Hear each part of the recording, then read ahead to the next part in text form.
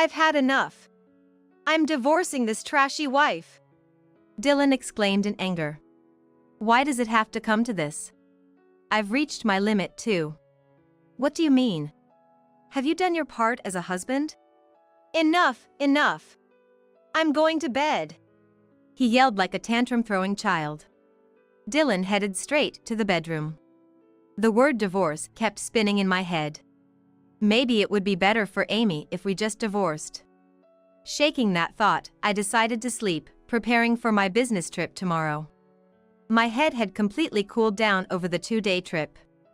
Now I could deal with him calmly. I'm sorry for the other day. Huh?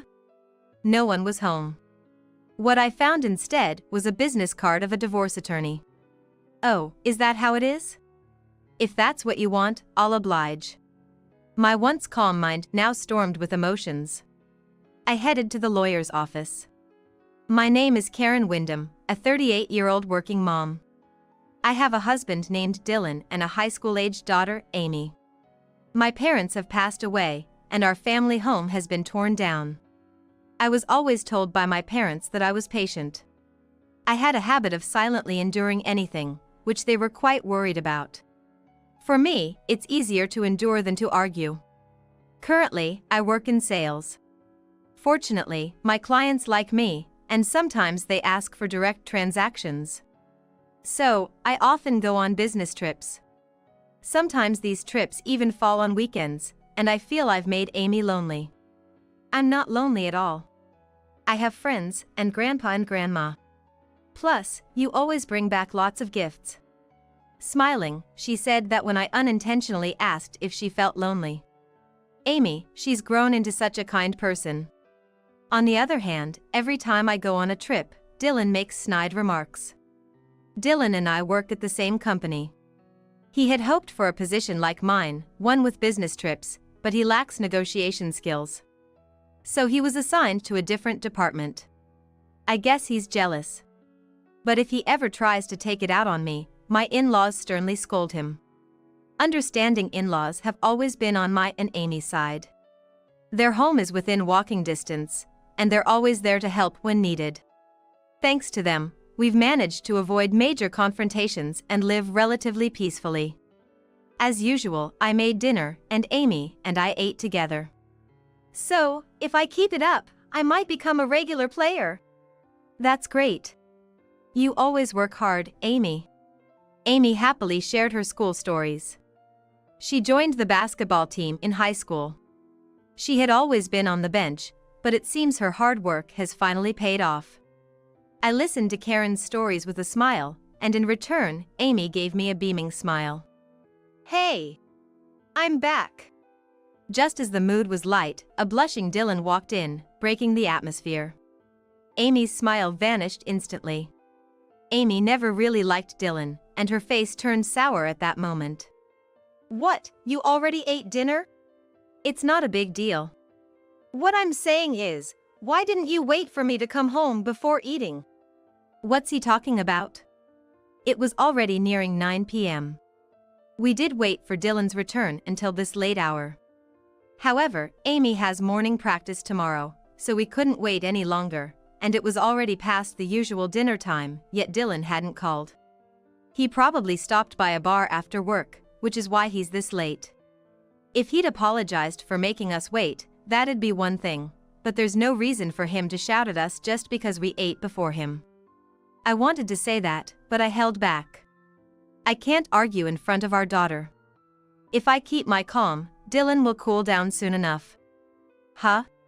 You're the one who didn't call till this late. Mom said we should wait for you. I was hungry, so I said we should eat.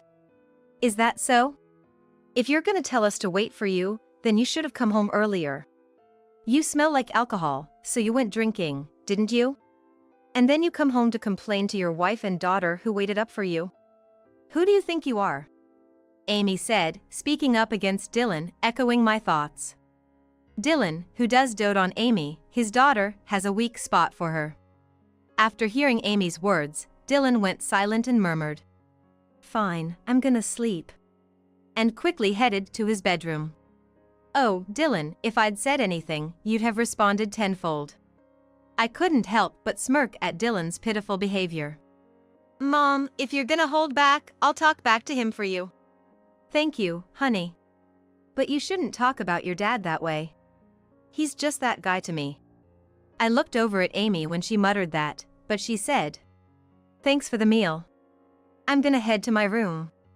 And she cleared her plate and swiftly retreated to her room. To think she'd be so cold towards her own father. Well, that's teenage daughters for you.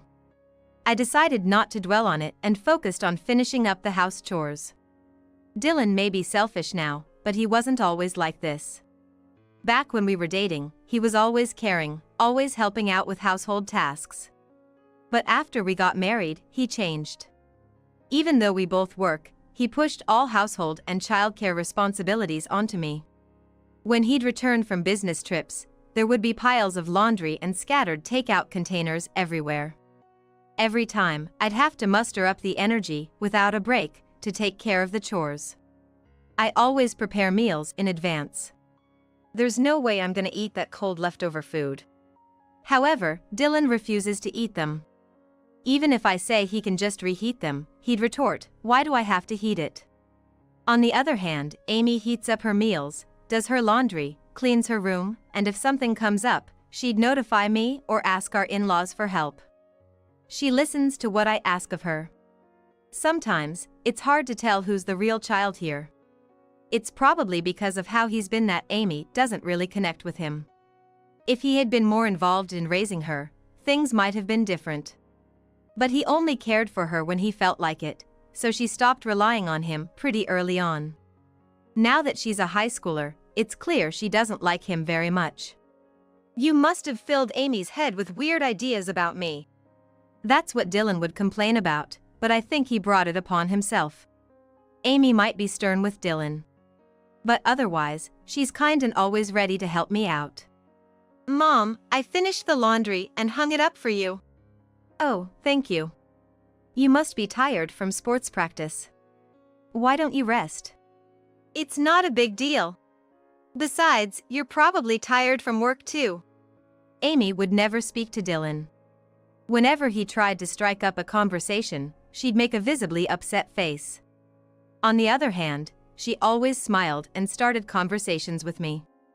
I guess she doesn't really like being left out by Dylan. She would always shoot us glances when we were having fun talking. If he doesn't like being looked at that way, he should reflect on his behavior and change it.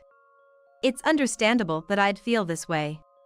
Ever since that day, Dylan started coming home late. He never really came home early to begin with, but now with all the overtime and working on weekends, he's clearly at home less. I know Dylan's department is swamped right now. I didn't really mind that. Honestly, it was less stressful for me and Amy didn't get upset. But I knew this couldn't continue. I usually go to bed early, but that night I waited up for Dylan. "Oh, you haven't gone to bed yet?" Dylan came home just before midnight, looking surprised to see me up. Dylan seemed taken aback, clearly not expecting me to be awake, his eyes wide in surprise. "You're really late." Give me a break. I've been busy, okay? If you're gonna nag, you should have gone to bed. I tried to keep my cool despite his tone. "Let's get this over with quickly.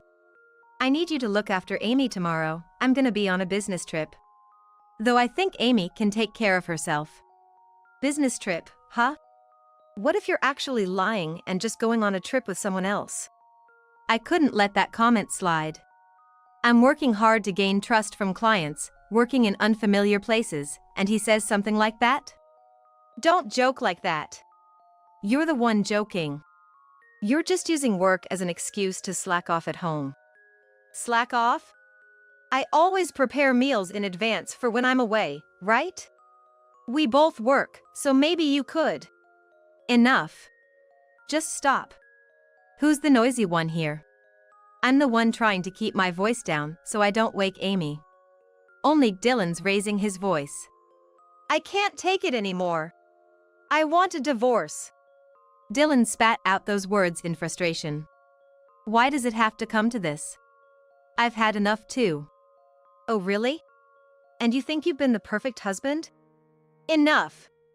Enough. I'm going to bed. He stormed off to the bedroom, shouting like a child throwing a tantrum. The word divorce kept spinning in my head. Maybe it would be better for Amy if we did get a divorce. Shaking off the thought, I decided to get some rest for my business trip the next day. Good morning, Mom. Morning, sweetie. You're up early.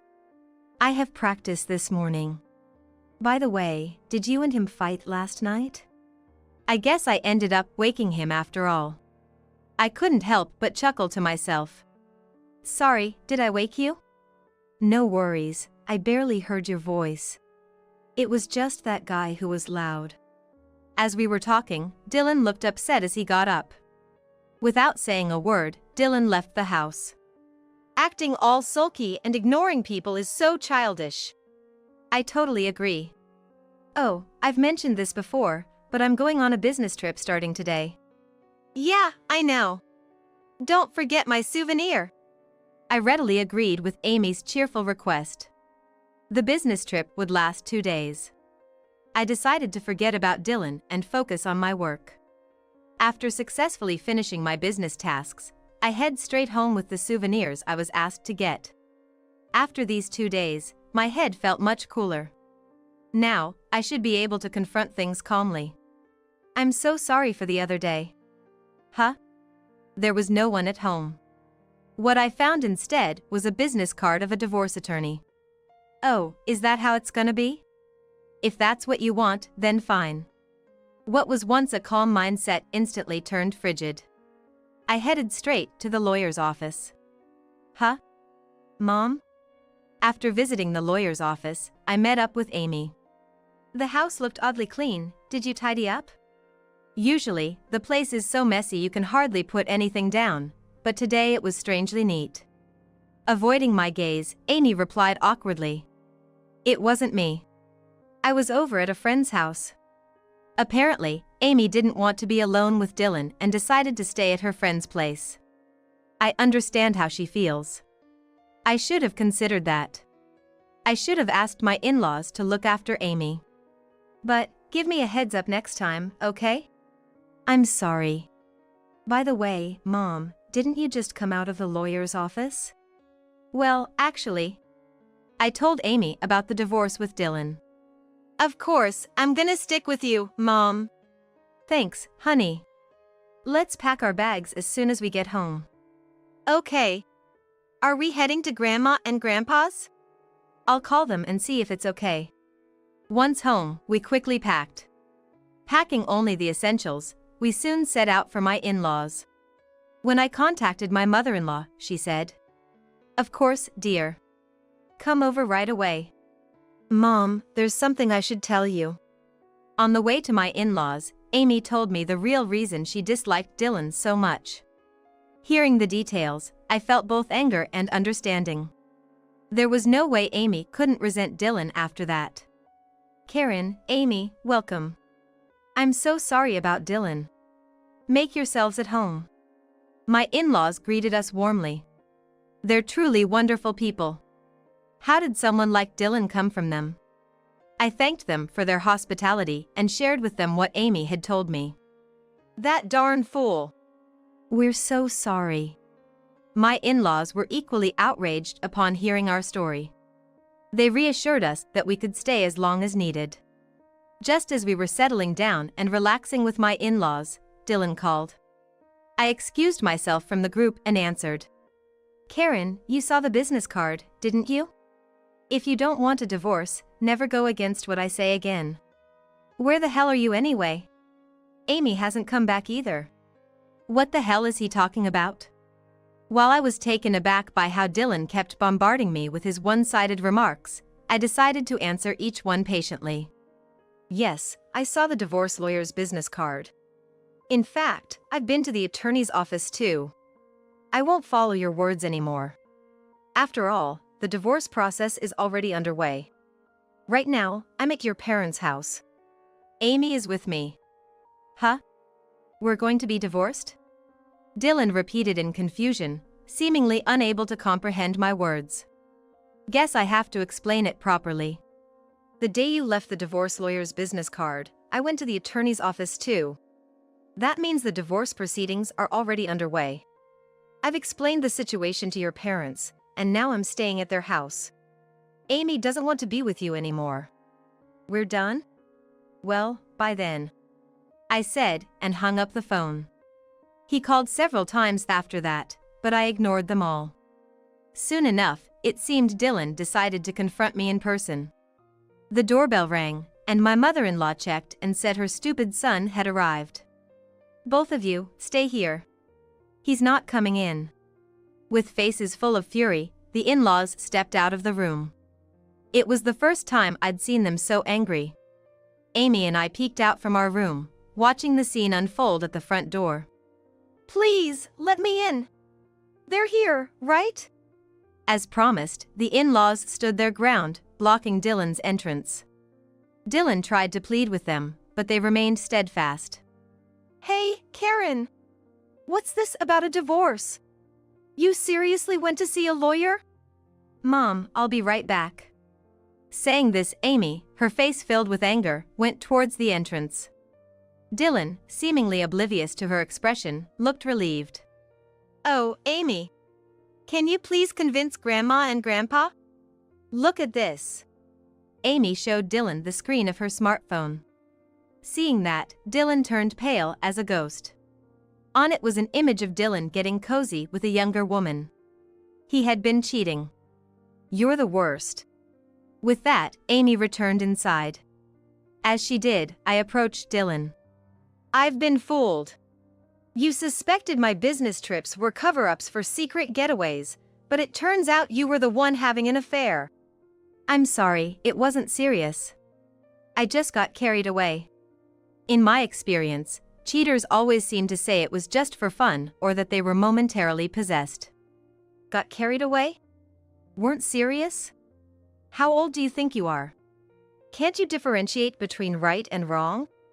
Do you have any idea how Amy felt seeing her father with a young woman? You probably thought I wouldn't say anything, huh? Unfortunately for you, even I have my limits." I said coldly, looking straight into Dylan's eyes. He looked at me, surprised. I realized that apart from our arguments, I had never really shown him my angry side. "I used to care for you. I did fall in love with you and married you, after all. That's why I endured so much. But not anymore. I never want to see your face again." With that, I returned to Amy's side. Together, we shot icy glares at Dylan. "I'm sorry. Please, forgive me. Shut up. You're no longer our son." Dylan came apologizing loudly, but my in-laws sent him away immediately. He's such a loudmouth. Dylan's apologies didn't touch our hearts at all. I think you can guess, but the reason Amy disliked Dylan was because she witnessed him cheating. She was walking with a friend after basketball practice and saw Dylan closely with another woman. When she subtly asked me about it, I seemed clueless, so she teamed up with her friend to gather evidence. It just made me feel so gross, I couldn't see him as a father anymore. That's why Amy started referring to Dylan as that man. To let Amy see her father's infidelity and gather evidence. I'm ashamed not only of Dylan but also of myself for not noticing. I definitely need to secure child support and a fair division of assets. I borrowed Amy's phone and stared intently at the woman Dylan cheated with. I felt like I'd seen her somewhere before. That woman looks familiar. I think she was at the welcome party for the new employees. I have a feeling she was there. She stood out because she was the only one who wore too much makeup, dressed too flashy, and wore too much perfume amidst everyone in suits. He made a move on a newbie. It's disgusting. I don't want to think of such a person as my father. Then I reached out to a close coworker. Once I explained the situation, word got around, and I found out that Dylan and the new employee seemed to be very close. As a result, with the evidence that Amy had prepared for me, I was able to claim property division and child support from Dylan. And another thing, that house was actually in my father-in-law's name. He'd lent it us without asking for rent. He took it back from Dylan and sold it. Given its prime location, the house was sold quickly. He gave us the money as compensation. Use this to find a new home. That's what he said as he gave us all the money. I'm grateful to my father-in-law for being so considerate, knowing how hurt we were. I couldn't be more thankful to my mother-in-law. After being thrown out of both our house and his parents, Dylan apparently moved in with his mistress. But she was only after his money. After the division of assets and child support, it seems Dylan was left with no savings, not even a house.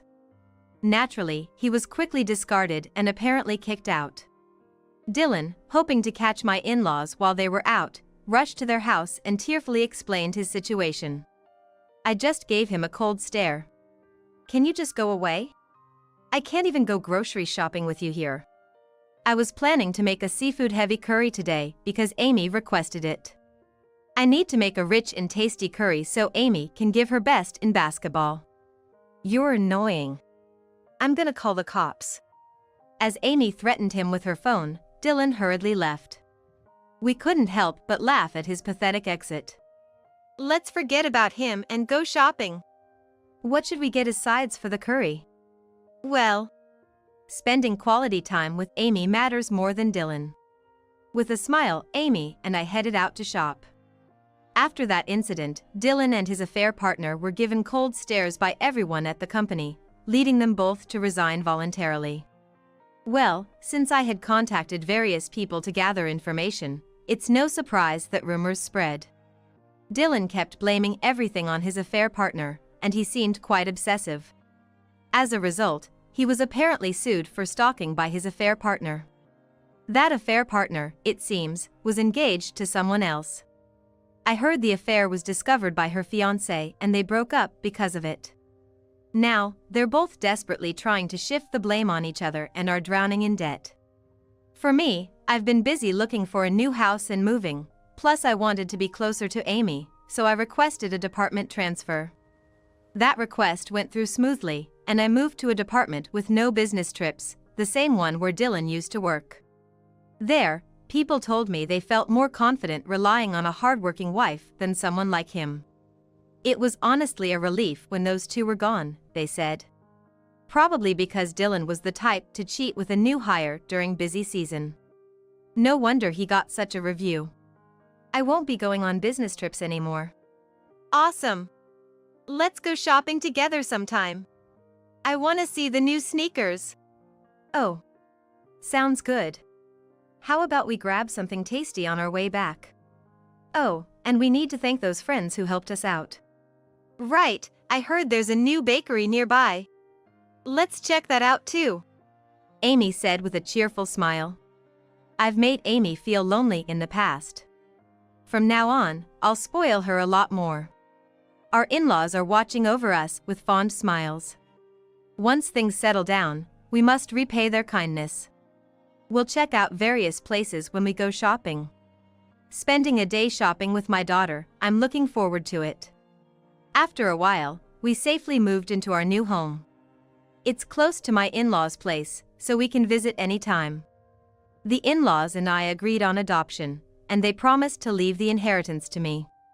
They're determined not to leave anything to Dylan, and it seems they'll live a long life. Go Amy! Give it your best. Today, I'm here to cheer for Amy's basketball game. It's her first game as a starter. The moment Amy made a shot, I jumped up in joy. From now on, we'll live a peaceful life, just the two of us. With that vow, I cheered for my daughter.